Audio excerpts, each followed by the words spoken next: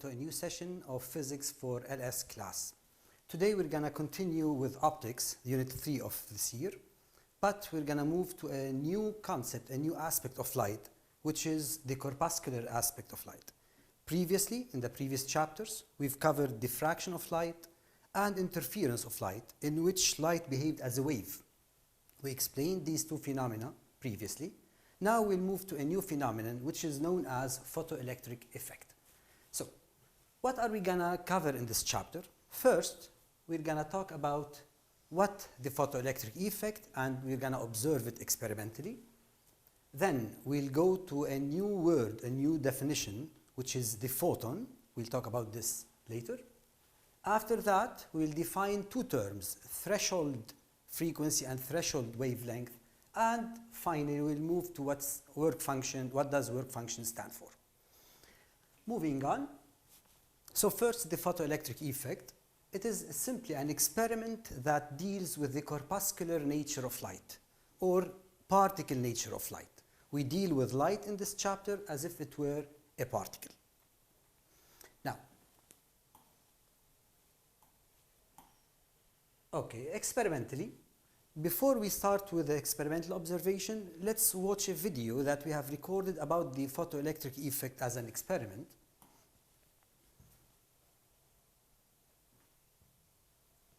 Over here, we have an ultraviolet source of light emitting ultraviolet radiation towards a zinc plate where we have at the end two leaves separated from each other because they are charged negatively.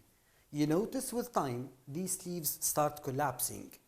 As we recall from grade 10, this happens because the leaves are getting rid of the excess electrons found on them. Now, how do the electrons leave the plate? By using that light. This is our chapter. So, we observe first that the zinc plate, which is charged negatively, as shown in figure A here, discharges under the action of the ultraviolet radiation that we have used, okay? And once it starts discharging, the negative charge will start decreasing, then the two leaves away from each other will start collapsing or approaching each other. Then, the ultraviolet radiation, we can reach that conclusion as if the ultraviolet radiations are extracting electrons from zinc until, as we notice here, until the leaves collapse completely, as if they are no longer charged. In fact, they are no longer charged. So this emission of electrons from a body, basically a metal, after receiving radiant energy is called the photoelectric effect. So first things first, defining photoelectric effect, it is the emission of electrons from a metal, from an object in general, by the use of a certain radiation, by a certain light or something which is also invisible. Sorry. So, what are the basic ideas, the fundamental points that we need to know about the corpuscular or particle nature of light? First, light has a corpuscular nature, or light behaves as if it were a stream of particles. Now, these particles are called the photons. So a photon is a unit of light, okay? As if light is made up not of a continuous object, but a stream of infinitesimal, small, between quotations, particles or units referred to as photons. What are the properties of a photon? In fact, after Albert Einstein in 1905, along with Max Planck, the photon was given a lot of definitions, a lot of descriptions.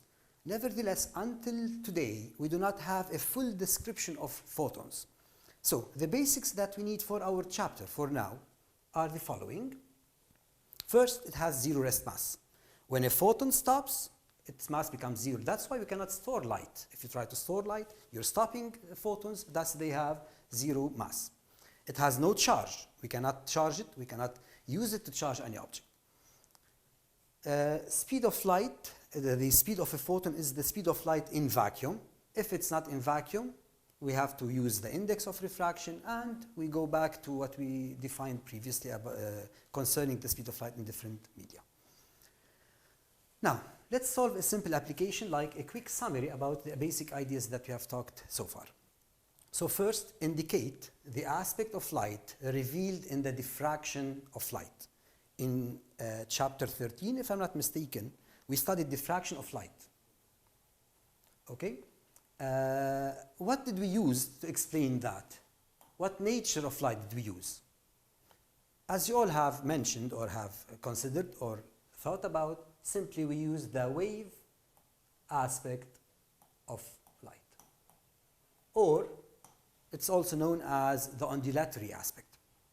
Now, indicate the aspect of light revealed in the photoelectric effect, the effect that we have just seen here. Now, we didn't go into the details, but obviously you got the right answer, which is the particle aspect. So, particle aspect of light. Now, a monochromatic radiation is made up of photons. Give two characteristics of a photon. Now we have three characteristics. We can choose any of these two. I'm going to say that mass is 0 and charge is also 0. Now once we say mass, what's meant by that is the rest mass. No need to go into the details of what's meant by rest mass or mentioning it in the first place. Okay, now let's go to the experiment of the photoelectric effect and try to discuss some basic ideas. We use a simulation from the PhET simulations. You can find this online on Colorado. They are for free and accessible for all people. So over here we have a light source or a source of radiation illuminating a plate. We call this plate the cathode plate. The whole setup here has a battery and another plate here in order to receive the emitted electrons, if any. We're not going to talk about this battery now. It's not within the domain of the scope of this lesson. We just focus on the idea of how can electrons be emitted. On this cathode, we can use any of the given metals here. We have sodium, we have zinc, we have copper, platinum, and we have calcium. We'll start with calcium, okay, and increase the intensity of light here. Underneath that, you can notice that we can change the wavelength of the used radiation from ultraviolet towards infrared. We know that ultraviolet radiations have the least wavelength. As we increase wavelength here towards changing colors, invisible light, towards the infrared radiations, sorry, we know that frequency will decrease. So over here we have change in wavelength. We can also relate that to change in frequency, but let's focus only on the wavelength right now. So starting with the ultraviolet radiations, I'll increase the intensity to around 50% or 60% here. You notice that electrons rush out of the plate towards the other plate. They are rushing out with some speed. Now what happens when I start increasing wavelength? So I'll increase it more and more. I notice that electrons are still emitted with maybe some change in their speed. Keep on doing this. Now I reach the violet color, visible light. Okay, 403 nanometers electrons are still being emitted, but with less rate now. Now, increase more. Okay, this might be a problem here. Let me try to use my hand. Okay, 428 accidentally. I notice that no electrons are emitted. If we wait a little bit here, nothing is happening. So what's happening over here? Why aren't any electrons being emitted out of the plate? Try to increase wavelength more and more. Same thing happens, nothing. So going back to the 428, if I decrease the wavelength, I notice that electrons start being ejected. So as if there is like a boundary preventing these electrons from leaving that plate. So what comes to your mind? What would you think about? How can you explain this phenomenon? Let's try to change the plate. For example, I use platinum here. Nothing happens. Apparently, platinum has something different than calcium, and electrons couldn't be extracted. If I move the ultraviolet radiation, the radiation to the least lambda I have, electrons are being emitted. start increasing it gradually. Again, you notice the same phenomenon is happening. And at some point, no electrons are ejected. So there is like a boundary controlling whether electrons are being emitted or not. Now, what happens if we change the intensity? Even if there are no radiations, no electrons being emitted, try to increase the intensity as much as you want, nothing happens. So the intensity has nothing to do with it. And what controls the emission was the wavelength. How is that? Let's go to discuss this simulation or this experiment in some details. So first, what ideas do we have? First question we have, what's meant by photoelectric effect? According to this experiment, how can you define photoelectric effect? So it is the emission of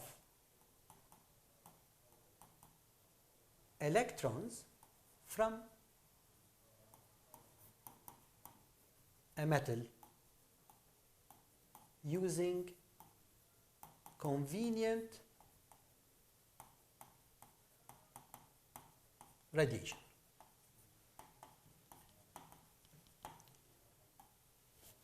So the emission of electrons or extracting electrons out of a metal using convenient radiation.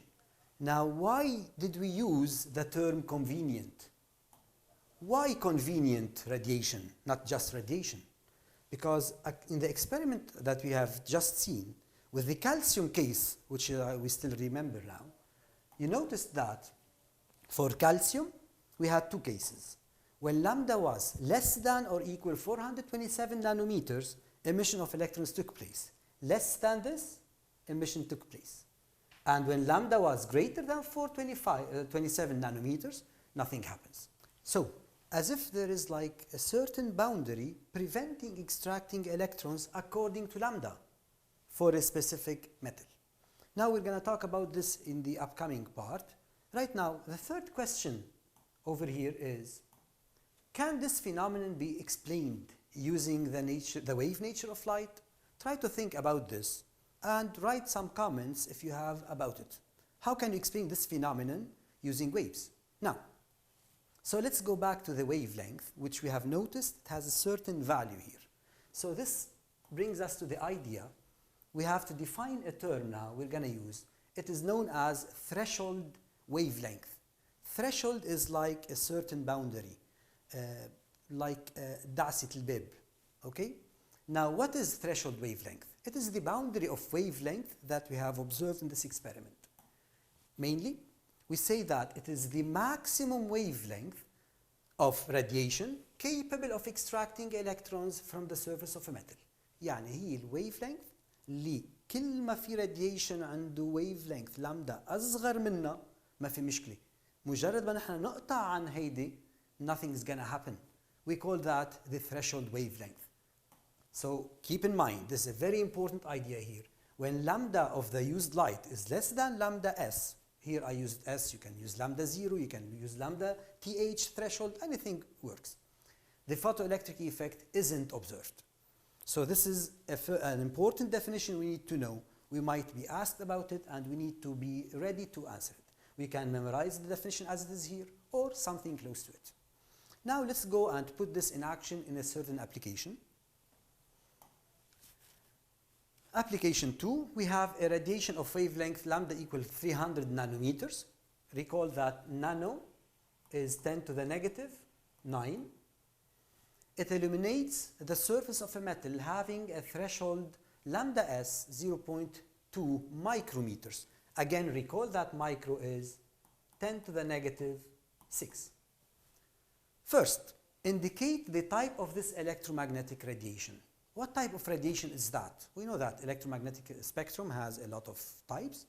Mainly we are concerned with the visible light, but we also have two important regions, which are the infrared and the ultraviolet. Which one does this, to which one does this radiation belong? So checking lambda, lambda is 300 nanometer, which is and visible light is bounded between 400 nanometer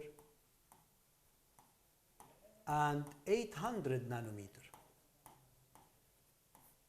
300 nanometer is less than 400, then directly this is ultraviolet. So it's always confusing when we deal with lambda, because lambda is less than 400, nevertheless we are saying ultraviolet. As we have discussed in the previous chapters, ultraviolet and infrared terms are used according to frequency. Having wavelength less than the visible light means its frequency is more than the visible light, thus it's more than violet, which is ultraviolet. Thus 300 nanometers corresponds to a radiation in the ultraviolet region. Are there any electrons emitted from the metal under this illumination? To answer this, we have to go back to the previous part in which we said that to observe photoelectric emission, we said to observe photoelectric emission, lambda should be less than lambda threshold. What do we have here? Lambda threshold is 0.2 micrometer, which is 0.2 times 1000 times 10 to the minus 9 meters. I did this conversion to convert micro to nano. Okay, so we multiply by 10 minus 3, and outside I revealed in the multiplication by 1000 to get 200 nanometers. So lambda threshold, lambda s, is 200 nanometers. Now lambda here is 300 nanometer, which is greater than lambda threshold, which is 200 nanometer, implies no photoelectric emission.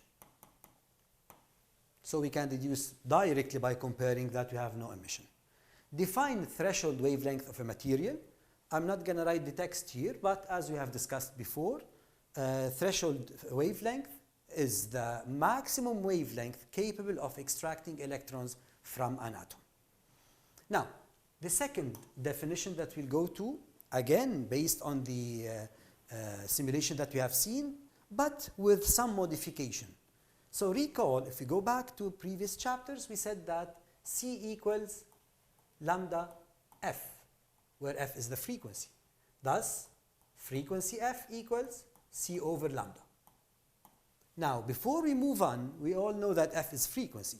In this chapter, we're going to use another notation for frequency, which is conventional. So when you go outside and you read any book, you'll notice that another term for frequency is used other than f, which is nu. Nu. It is written like letter V sometimes, so don't get confused. It is nu. The important thing is to focus on the unit of it. So we notice that frequency, or nu, which is C over lambda, is inversely proportional to the wavelength, C being the speed of light. So from that, threshold frequency, we define threshold frequency, which is like threshold wavelength, but instead of saying it's the maximum wavelength before, now we have it is the minimum frequency of a radiation capable of extracting electrons from the surface of a metal. And if we are to memorize something, we have when frequency of the radiation is greater than frequency S, or threshold, photoelectric effect is observed. So right now we have two things we need to notice. If lambda is less than lambda threshold, we have photoelectric effect, and if frequency is greater than frequency threshold, photoelectric effect is observed.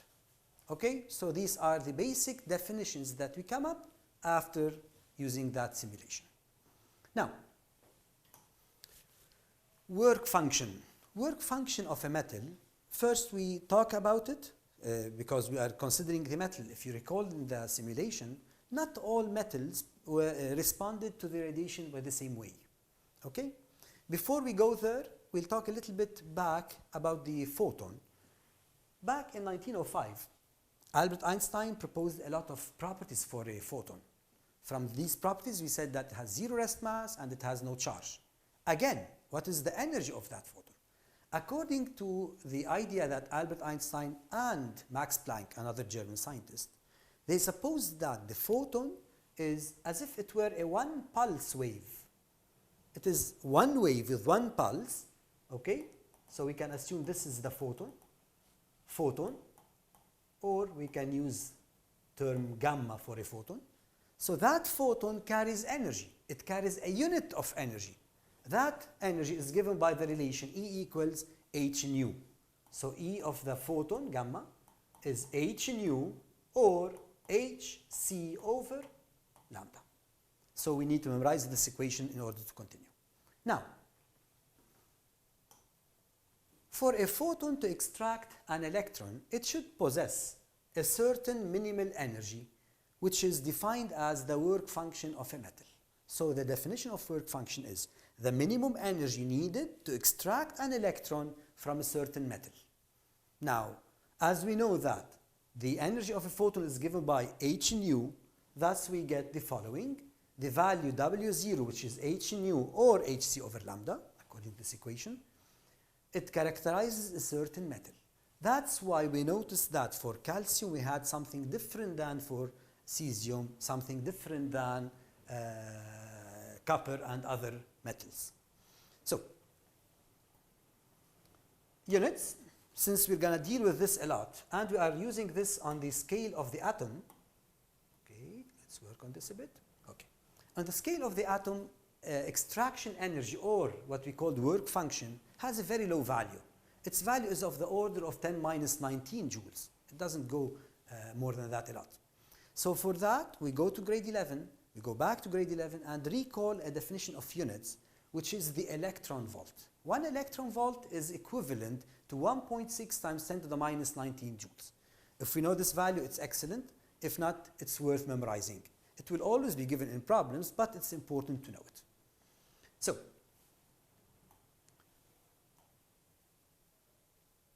So as a conclusion, if we go back to the work function and the energy of a photon, we know that when the energy of the photon is more than the threshold energy or the work function, we have the photoelectric effect being observed, as we have talked about lambda and frequency. So, okay.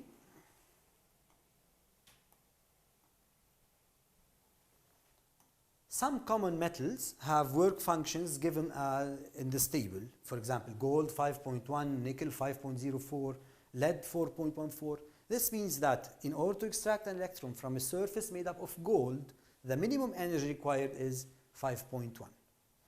Now, let's go to an application. But before that application, as I was discussing this, I kept reminding myself that there is something missing. There is something missing here. I mentioned E equals h nu, and excuse me for this mistake. I didn't mention what does h stand for. When Einstein and Max Planck used this equation to assign energy for a given photon, they used a constant and they called it h. H is called the Planck's constant, and its value in SI units is 6.626 times 10 to the power minus 34. Notice joule second. Don't memorize this number. It will always be given in any calculation. And again, I apologize for forgetting to talk about it before. Now let's go to an application about the work function. So we're given that the work function of tungsten, 4.5 electron volt. By the way, this exercise is taken from the official book for grade 12. It is number 8, page 279. So the work function of tungsten is 4.5 electron volts. Is there any photoelectric emission of if a tungsten plate is illuminated by ultraviolet radiations of wavelength 0.25 micrometer? So we can answer this by different ways. What I'm going to do is calculate the energy from lambda, then compare the energy of that photon to the work function. So let's do this in steps. First step, energy equals hc over lambda. Given all values, all I have to do is just jot in the values. H is 6.6 times 10 to the minus 34. multiplied by 3 times 10 to the power 8, all units are SI units, over lambda, which is 0.25 times 10 to the negative 6. Now, some help using the calculator here. 10 minus 34, 10, 8, 10 minus, so we get 10 to the power minus 20. 6.6 times 3 over 0.25 gets 79, or 7.92 multiplied by 10 to the power minus 19 joules. Correct answer? Good. So my friends here are mentioning that it's correct. Now, continuing from here, we need to compare this value to electron volts. So I have to convert it to electron volt. 1 electron volt is 1.6 times 10 to the minus 19 joules, implies energy of the photon here is 7.92 10 minus 19 divided by 1.6 times 10 minus 19. This is going to yield an answer close to 5. E gamma here is 4.95 electron volt. Now that I found the energy of this photon, there is only one step. I have to compare it to the work function. Now, second step, energy of gamma, which equals 4.95 electron volt, is greater than Ws, which is 4.5 electron volt, if I remember well. Yes?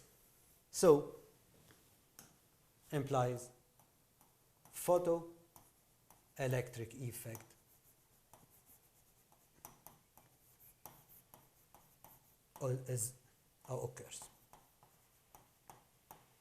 Now, this is it concerning the work function.